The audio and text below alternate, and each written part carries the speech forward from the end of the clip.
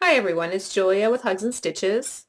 I've been working on some more of my free motion applique designs, and I thought I would show you how I cut my designs out using my Big Shot Sizzix cutter machine. I'm sure you've seen these, or there's lots of videos out there on these. But I really love it for cutting fabric. I'm just going to show you some hints that I've been using. This is actually a design that I've put on. It's an anvil t-shirt, but it's a long sleeve t-shirt, real lightweight, beautiful color.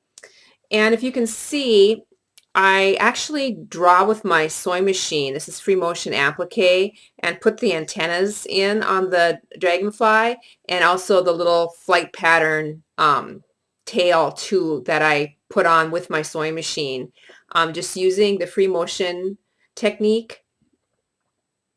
So anyway, what you need to get started with this is your fabric, and I use just these that can be just scraps for this. It's very small little pieces you need, but you do need to put a heat and bond on the back of it, which just irons on. And I use the heat and bond lite. You have to use the lite if you're going to use the sewing machine at all. It comes in packages. This is the heat and bond lite. It's comes in, I think, 5 1/4 yards. I get this at Walmart. Other stores carry it also by the yard. I know Joann Fabrics carries this by the yard. So you need that. This particular dragonfly design that I'm using is the Sizzix cut, the Sizzix, and it is the butterflies, the butterflies and dragonfly, butterfly and dragonfly design by Sizzix. You also need your platform or your cutting thing. And also I've been experimenting, and I've discovered that you can use your Spellbinders Nestablities to cut fabric. I've never done this before. You can only cut one layer at a time, but it really does a nice job of it. Love these frames. I can't wait now. I'm going to go out and buy the oval one too. I just think the oval one would be really neat. I love them because there's so many different sizes involved in this. So you can really, use whichever one works for your project. Now I know that the Cricut you can cut fabric with the Cricut too, and that you can adjust the sizes. I don't have good luck with the Cricut and fabric. I know other people do. I just don't. It's just not my favorite. But the Big Shot is, so I'm going to show you quickly. Okay, I've got my little die cut, and I'm using the dragonfly.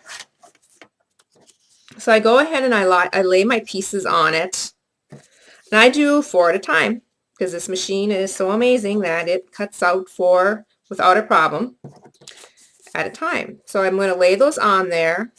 I'm going to make my sandwich, one on the top and one on the bottom, and I'm going to run it through.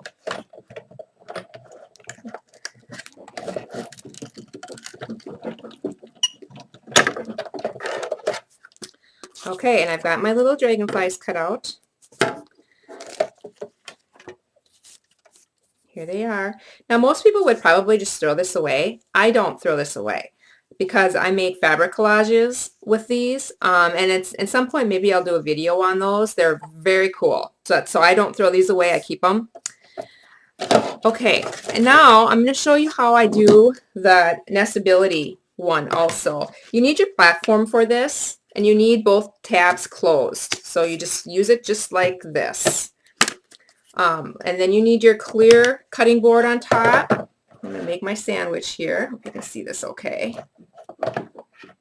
I'm going to take my little nestability frame with the cut end up and lay that on my cutting platform.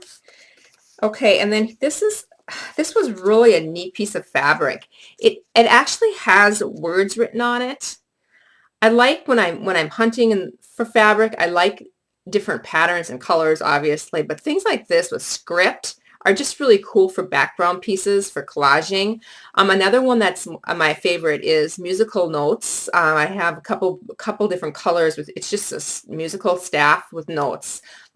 Really neat for the backgrounds on this. So this one anyway, this is script. And that's going to go right on the top of that.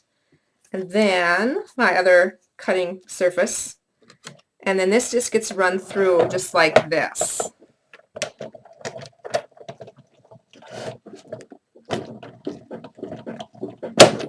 And it pops, but that's okay. Okay, now what you get is, now this did not, if you can see this, it did not cut all the way through, but I have a really good cutting guide because I have the heat and bond ironed on the back of this. So I can easily just run my scissor and just kind of help this along a little bit. And it doesn't take long at all. And like I said, it's a real easy cutting line. And most of it is cut out. It just has a couple little spots that it kind of catches on. And just a little bit more on this side.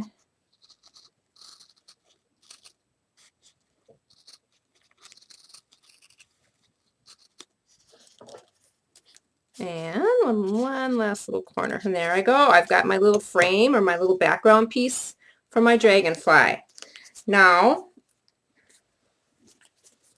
one more part of the dragonfly that I'm going to cut out is the black body part.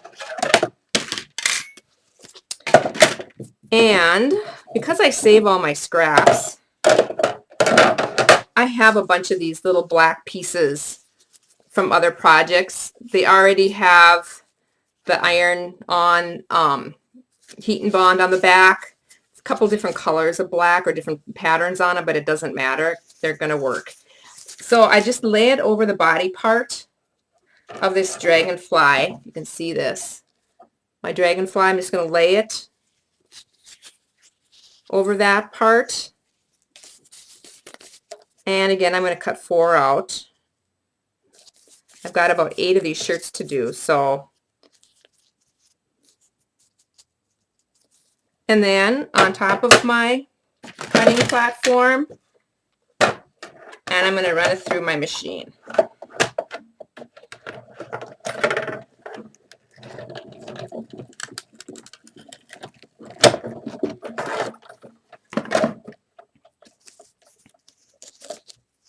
Okay, now as you can see, I have more than I need here.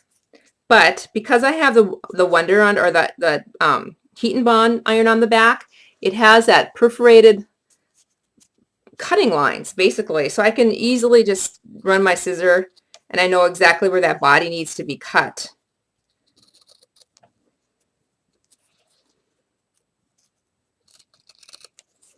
Just like that. And I'll cut the other 2 later here so you can kind of see. And then I just can peel this. I'm sure you all know what heat and bond is. You can just peel this little backing off of here. And then I can go ahead and iron it right on to my dragonfly. And then it would go right on my little tag and right onto my, iron it right onto my shirt, and then it would go right to my sewing machine where I would free motion applique it on. I hope you've enjoyed this. I hope you've learned something. I hope it inspires you to do some creating today. Thank you so much.